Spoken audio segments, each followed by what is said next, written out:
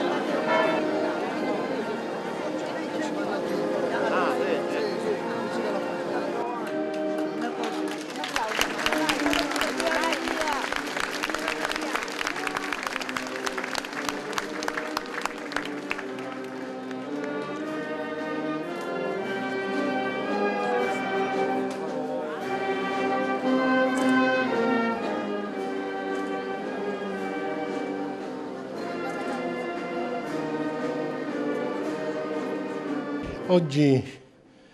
è il giorno della bellezza, lo dico ogni anno, proprio per non dimenticare questa realtà che deve accompagnare la vita di tutti, la bellezza che si concretizza in Maria, che è il capolavoro di Dio, ma che ci ricorda che anche noi siamo i capolavori di Dio. L'importante è tener conto di questo amore che Lui ha per noi e di questo essere presenti nel progetto che Lui ha di un mondo migliore. E visto che è la festa della bellezza, ritengo che anche la festa della città, visto che Agrigento è una città bella, ma sarà ancora più bella nella misura in cui ogni cittadino farà la sua parte perché possa migliorare questo territorio e perché chi viene possa trovare bellezza e accoglienza. Il messaggio è un messaggio di augurio rivolto a tutta la città. Oggi sostituisco il sindaco in questa importante occasione in cui anche l'amministrazione comunale segna attraverso un omaggio floreale alla Madonna Immacolata l'avvio delle festività natalizie, ma più ampiamente il senso di affidare le proprie azioni e la propria attività amministrativa alla Madonna, che possa in qualche modo ammandare con la sua protezione non soltanto le nostre azioni, ma le azioni e le attività che presiedono lo svolgimento di tutta l'attività della comunità.